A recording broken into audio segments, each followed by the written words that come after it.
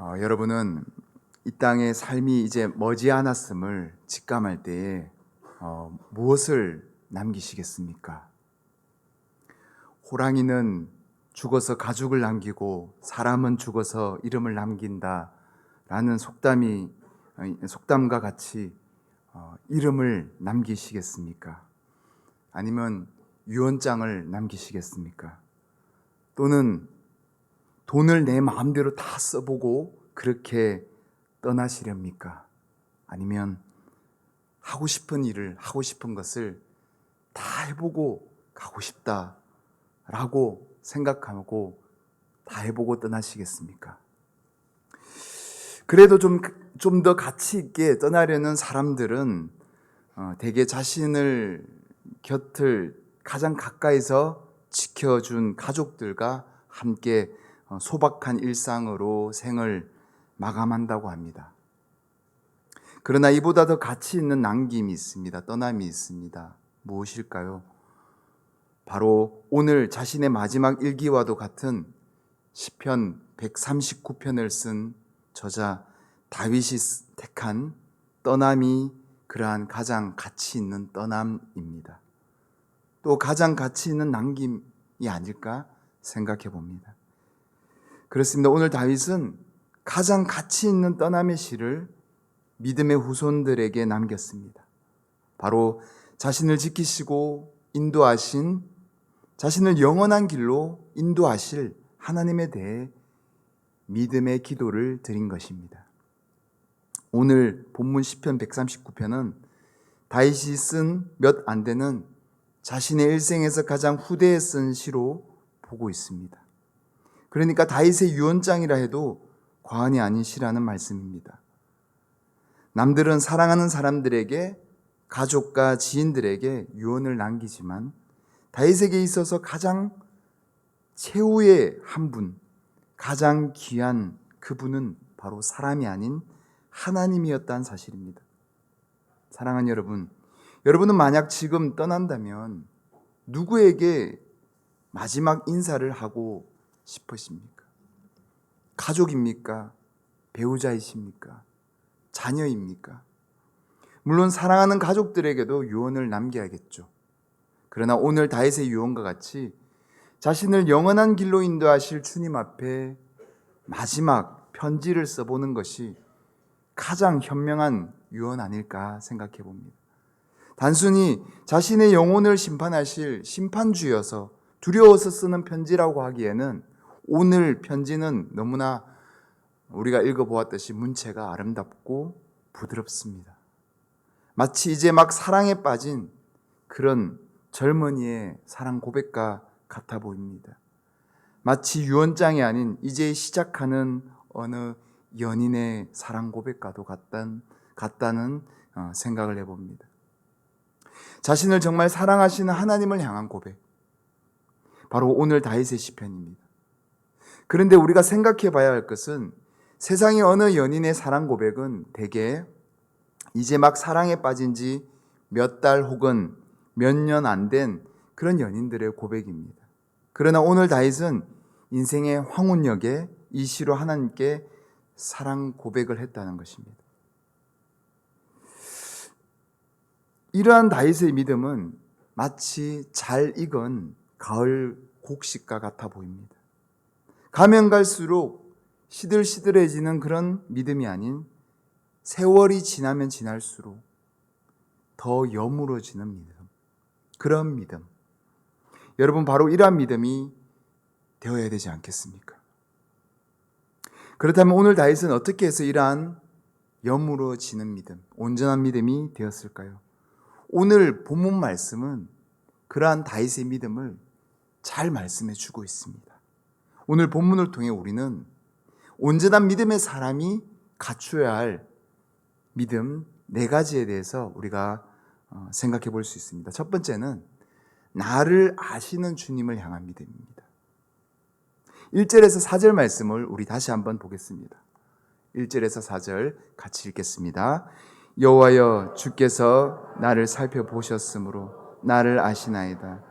주께서 내가 앉고 일었음을 아시고 멀리서도 나의 생각을 밝히 아시오며 나의 모든 길과 내가 눕는 것을 살펴보셨으므로 나의 모든 행위를 익히 아시오니 여호와여 내 혀의 말을 알지 못하는 것이 하나도 없으시니이다.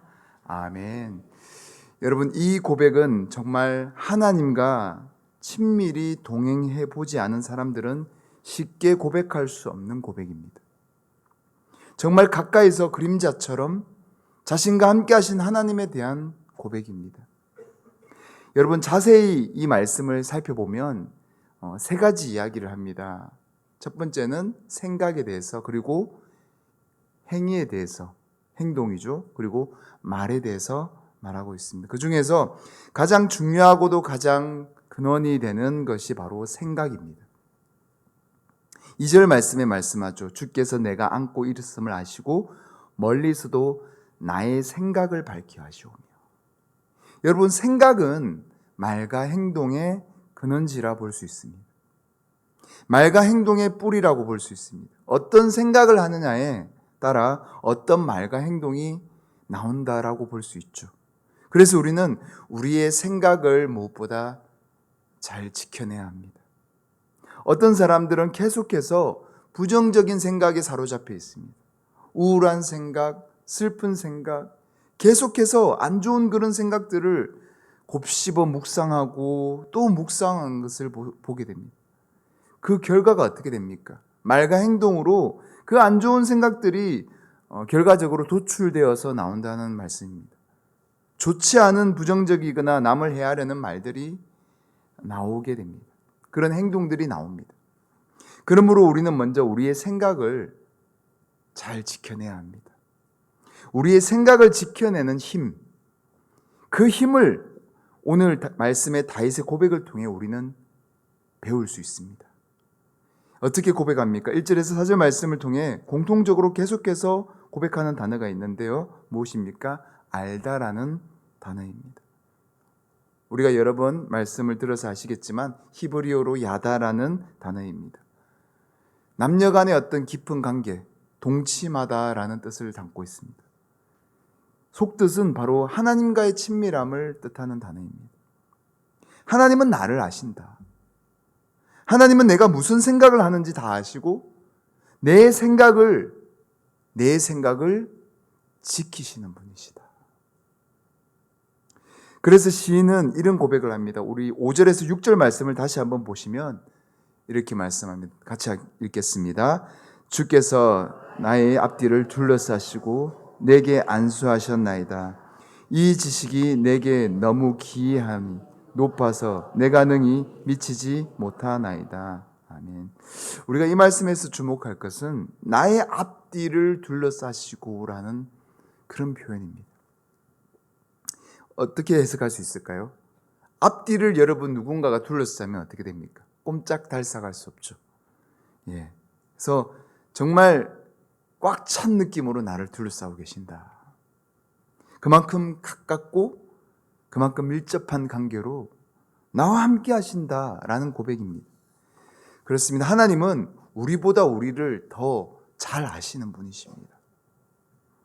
그래서 우리를 인도하고 계시는 분이십니다. 우리는 때로 어떤 길로 가면 망하는데, 죽는데 그 길로 향하지 않도록 사전에 그 길을 막아주시거나 다른 길로 가게끔 인도하시는 하나님을 경험하게 됩니다. 그렇지 않습니까? 하마터면 큰일 날 뻔한 일들 여러분 많지 않습니까? 정말 이 선택을 했다면, 이 길을 갔다면 큰일 날 뻔했다 라는 것을 우리가 뒤에 경험하지 않습니까? 고백하지 않습니까? 하나님께서 우리를 인도하셨기 때문에, 그때 하나님께서 피할 길을 주셨기 때문에 내가 지금 살아있다, 그렇게 고백하지 않습니까? 그래서 오늘 시인은 6절 말씀을 통해 고백합니다. 나보다 나를 잘 아시는 주님에 대해서 어떻게 고백합니까? 이 지식이 내게 너무 기이하니 높아서 내가 능히 미치지 못하나이다. 사랑하는 여러분, 하나님은 우리보다 우리를 더 잘 아시는 분이심을 여러분 믿으시기 바랍니다. 늘 그분의 선한 길로 인도하시기를 원하시는 하나님 앞에서 우리의 생각과 우리의 말과 행동을 의탁하는 믿음 되시기를 바랍니다. 그리하여 오늘 다윗의 고백과 같이 나보다 나를 더 잘 아시는 주님께 찬양과 감사 영광을 올려드리는 저와 여러분의 믿음 되시기를 주님의 이름으로 축복합니다. 두 번째는 어디에도 계시는 주님을 향한 믿음입니다. 본문 7절에서 10절 말씀을 우리가 다시 한번 보겠습니다. 함께 읽겠습니다. 내가 주의 영을 떠나 어디로 가며 주의 앞에서 어디로 피하리이까? 내가 하늘에 올라갈지라도 거기 계시며 서울에 내 자리를 펼지라도 거기 계시니이다. 내가 새벽 날개를 치며 바다 끝에 가서 거주할지라도 거기서도 주의 손이 나를 인도하시며 주의 오른손이 나를 붙드시리이다. 아멘.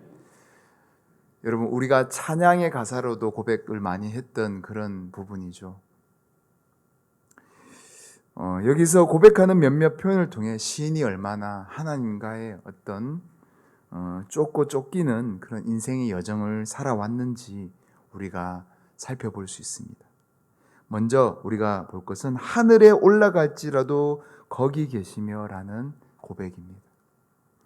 여러분, 어떤 고백입니까? 하늘에 올라갈지라도. 여러분, 여기서 말하는 하늘은 뭔가 우리가 정말 하늘 높이 올라간 느낌 있죠? 매우 좋은, 매우 환상적인, 매우 또 은혜스러운 그런 표현이라 볼 수 있습니다. 우리는 하나님을 믿고 하나님의 은혜 가운데 너무나 복된 그런 경험들을 많이 하게 되죠. 먼저는 무엇입니까? 우리가 하나님께 가장 먼저 받은 선물이 무엇입니까? 구원이죠. 여러분, 구원의 선물, 첫사랑의 감격, 누구나 하나님을 인격적으로 처음 만난 그때를 기억하며 신앙생활을 하게 됩니다.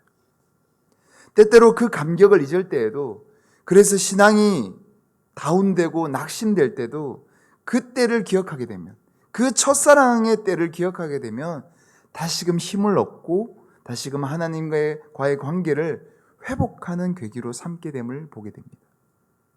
이처럼 오늘 시편의 저자 다윗에게도 하나님을 만난 감격의 어떤 시절입니까? 어린 시절이 있겠죠. 그에게 있어 매우 특별하고 아름다운 일로 기억되고 있습니다.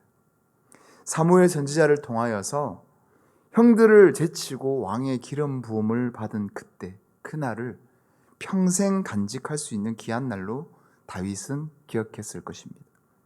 이 외에도 하나님이 복 주셔서 많은 은혜의 날들을 간직하고 있었을 것입니다. 이러한 은혜의 날들이 마치 하늘에 올라간 것 같은 그런 표현의 날들로 기억된 것이라 볼 수 있습니다. 나아가 이제 반대의 고백을 합니다. 서울에 내 자리를 펼지라도. 여러분, 우리가 잘 알다시피 다윗은 기쁜 날보다 오히려 슬프고 아프고 힘든 날이 더 많지 않았을까라고 추측해 볼 수 있습니다. 다윗이 쓴 시편을 보면 알 수 있습니다. 여러분, 다윗이 쓴 시편 가운데 찬양시가 많을까요? 탄원시가 많을까요? 여러분, 탄원시가 더 많습니다. 하나님, 너무 힘듭니다. 하나님, 원수 때문에 너무 괴롭습니다. 라는 고백이 훨씬 더 많습니다. 그런데 이보다 더 강한 표현의 고백을 하게 되는데요.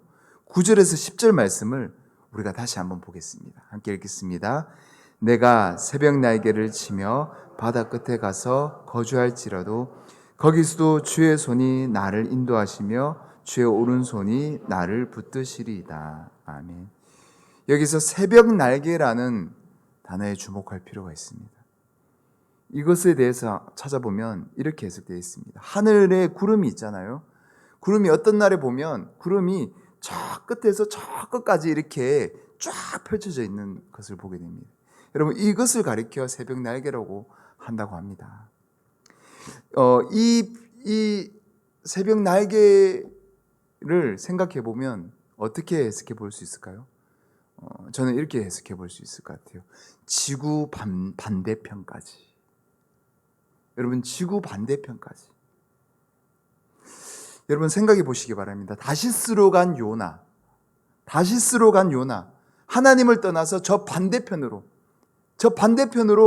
가려는 요나처럼, 그렇게 우리는 때로 하나님으로부터 가장 멀리 떠나버리고 싶을 때가 있습니다. 여러분 그렇지 않습니까? 이제는 정말 하나님이 찾지 못하실 만큼, 하나님이 오실 수 없을 만큼 그렇게 하나님과 멀어져 버린 우리를 발견하게 됩니다. 그러나 여러분, 정말 하나님이 찾아오시지 않으셨나요? 여러분 한번 생각해 보시기 바랍니다.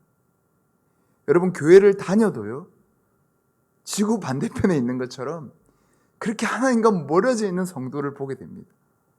마음이 상하고 낙심되어서 그렇게 멀리 가버린 그런 성도가 있습니다. 여러분, 그랬을 때에, 여러분이 하나님을 가장 멀리 떠나셨을 때에, 여러분 그때 정말 하나님이 찾아오시지 않으셨나요? 찾아오시지 않으셨다면 여기 계신 분이 없으셨겠죠. 다윗은 사울을 피해 더 이상 도망갈 데가 없어서 이웃 나라인 블레셋 땅에 망명해 살 때가 있었습니다. 그래서 하나님을 어쩌면 잠시 저버리고 인간적인 힘으로 그렇게 블레셋 왕을 섬기며 그렇게 지내려 할 때도 있었습니다. 그러나 자신의 존재가 발각되어서 죽을 뻔했을 때에 그는 하나님이 주시는 힘으로, 순간적인 힘으로 미친 척을 하게 됩니다. 그래야 해서 죽음을 면하고 큰 위기의 순간에서 벗어나게 됩니다. 그리고 나서 지은 시가 다윗의 시편 가운데 있습니다. 또 어떤 때가 있었을까요? 그는 자신의 인생의 모든 어려움이 지나갔을 무렵 크나큰 범죄를 저지르고 맙니다. 어떤 죄입니까? 우리아의 아내 밧세바를 탐하여서 우리아를 전장에서 죽게 하고 밧세바를 간음한 일이었습니다. 하나님을 떠나 저 멀리 가버릴 뻔한 다윗이었습니다. 그러나 그때에도 그를 놓지 않으시는 분이 계셨습니다. 바로 누구보다 다윗을 사랑하신 하나님이셨습니다. 그가 어릴 때부터 그를 지키신 하나님, 목동으로 있을 때 가장 위험하고 비천할 때부터 그를 지키신 하나님은 이제 범죄로부터 그를 구해내십니다. 나단 선지자를 보내어서 그의 죄를 알게 하고 그 죄로부터 구출해 내셨습니다. 어쩌면 블레셋 땅에 갔을 때보다 더 멀리 갈 뻔했던 다윗이었습니다. 그러나 하나님은 다윗이 고백하든 내가 새벽 날개를 치며 바다 끝에 가서 거주할지라도 거기 있어도 주의 손이 나를 인도하시며 주의 오른손이 나를 붙드시리이다. 이 고백처럼 그렇게 그를 지키시고 인도하셨다는 말씀입니다. 사랑하는 여러분, 혹여 지금 여러분의 믿음이 하나님을 떠나서 저 멀리 새벽 날개 끝까지 가버린 믿음이십니까? 여러분 걱정하지 마시기 바랍니다. 우리 주님은 거기서도 여러분을 인도하시며 지키실 것입니다. 여러분의 손을 잡고 여러분을 다시금 주님 곁으로, 주님의 그 십자가 곁으로 인도하실 것입니다. 그 손을 놓지 않으시는 여러분의 믿음 되시기를 주님의 이름으로 축복합니다. 세 번째, 악인에게서 건져주시는 주님을 향한 믿음입니다. 19절에서 22절 말씀을 다시 한번 보겠습니다. 같이 읽겠습니다. 하나님이여 주께서 반드시 악인을 죽이시리이다. 피 흘리기를 저기는 자들아 나를 떠날지어다. 그들이 주를 대하여 악하게 말하며 주의 원수들이 주의 이름으로 헛되이 맹세하나이다. 여호와여 내가 주를 미워하는 자들을 미워하지 아니하오며 주를 치러 일어나는 자들을 미워하지 아니하나이까. 내가 그들을 심히 미워하니 그들은 나의 원수들이니이다. 아멘. 오늘 이 시편을 쓴 다윗은 수많은 악인들 사이에서 하나님을 멀리하려는 그런 사람들 사이에서 숱한 세월을 지내왔습니다. 세상에 많은 사람들이 하나님을 떠나 호의호식하는 것을 보았고 권력의 중심에서 많은 악인들이 다윗을 유혹하고 넘어뜨리려 하였습니다. 무엇보다 하나님을 대적하는 그런 악인들이 얼마나 많았는지 모릅니다. 우리가 잘 알다시피 안타깝게도 다윗의 아들 솔로몬은 그의 많은 인생의 정점의 시간에 하나님을 떠나 많은 이방 여인들이 가져온 우상들을 세워주면서 하나님을 떠난 시간들을 보내왔음을 보게 됩니다.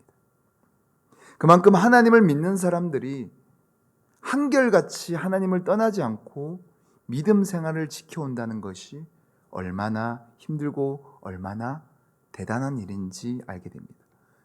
사랑하는 여러분, 믿음은 한순간에 얼마나 하나님을 뜨겁게 믿느냐에 판가름 나는 것이 아닙니다. 믿음은 사도 바울이 고백한 것처럼 표대를 향하여 끝까지 달려가는 마라톤과도 같은 장거리 경주입니다. 천천히 달리더라도 한눈 팔지 않고 끝까지 인내하며 한 길로 달려가는 것이 믿음입니다.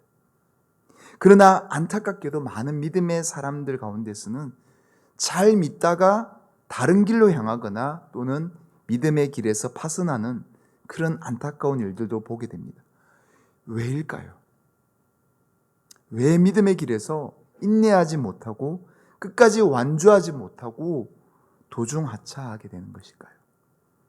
그것은 바로 믿음의 뿌리가 제대로 박혀 있지 않기 때문입니다. 여러분, 믿음의 뿌리가 무엇입니까? 바로 하나님과의 관계입니다. 다윗은 어린 시절부터 하나님과의 관계, 곧 믿음의 뿌리가 단단히 박혀 있었습니다. 힘겨운 어린 시절, 고와 같은 다윗에게 있어 하나님의 존재는 없어서는 안 될 존재, 영적 부모의 존재였습니다. 나아가 젊은 시절 사울 왕의 박해를 피해서 박해를 피해 도망 다닐 때 그 고난, 그 고비를, 그 죽을 고비들을 넘겨야 했습니다. 숱한 고난의 기억들은 그로 하여금 더욱더 하나님을 향한 믿음의 뿌리를 단단히 박히게 하였습니다. 그러나 오늘날 많은 이들은 이전과 같은 그런 고난을 감내하지 않습니다. 도리어 피합니다. 될 수만 있다면 믿음 생활을 쉽게 가려고 합니다. 쉬운 길로 가려고 합니다. 그래서 때로 하나님을 외면하고 때로 인간적인 방법을 통해서 신앙의 길을 쉽게 가려고 합니다. 그러나 여러분, 그런 믿음은 조금만 큰 풍파가 닥쳐도 쉽게 무너져버리는 믿음이 되고 마는 것입니다. 작은 유혹에 넘어져 더 이상 하나님을 찾지 않는 그런 믿음이 되어버린다는 것입니다. 그러므로 우리는 다윗과 같이 늘 유혹하는 인간적인 방법들을 의지하지 말아야 합니다. 악인들과 똑같은 방법을 택하지 말아야 합니다. 도리어 예수님께서 말씀하신 좁은 문, 아무도 가려하지 않는 그런 믿음의 길을 선택해야 합니다. 남들이 가지 않는 정말 예수 그리스도의 길을 묵상하고 그 십자가를 지고 주님을 따라가는 믿음이 되어야 될 줄 믿습니다. 그러한 악인에게서 건져주시는 주님을 날마다 의지하며 나아가시는 믿음 되시기를 주님의 이름으로 축복합니다. 끝으로 네 번째는 나를 영원한 길로 인도하시는 주님을 향한 믿음입니다. 23절에서 24절 말씀을 다시 한 번 더 보면서 함께 읽겠습니다. 하나님이여 나를 살피사 내 마음을 아시며 나를 시험하사 내 뜻을 아옵소서. 내게 무슨 악한 행위가 있나 보시고 나를 영원한 길로 인도하소서. 아멘. 오늘 말씀에서 가장 중요한 말씀이면서 앞의 말씀들의 결론의 말씀이라 볼 수 있습니다. 여러분, 어떤 말씀입니까? 24절 마지막 말씀에 나를 영원한 길로 인도하소서. 다윗이 온전한 믿음의 사람이 될 수 있었던 것은 늘 한결같이 무엇입니까? 하나님 앞에서 바로 고람대오의 믿음을 가졌기 때문입니다. 이 믿음이 다윗으로 하여금 끝까지 믿음의 경주를 하게끔 한 믿음의 뿌리였으며 바로 이 믿음으로 하여금 다윗은 인생의 끝자락에서 더욱더 여물어지는 알찬 믿음이 될 수 있었던 것입니다. 하나님과 더욱더 친밀해지는 믿음, 세월이 가면 갈수록 더욱더 여물어지는 믿음, 아브라함과 같이, 사도 바울과 같이 다니엘과 같이 그렇게 세월이 지나도 변하지 않는 믿음이 될 수 있었던 것은 늘 한결같이 사람이 아닌 하나님 앞에서의 믿음, 그 믿음을 지켰기 때문입니다. 어떤 가수가 있었습니다. 지금도 이름만 대면 누구나 다 아는 가수입니다. 그 가수가 유명 TV 방송에 나와서 인터뷰한 내용이 목회를 하는 저에게는 참 기감이 되는 그런 내용이었습니다.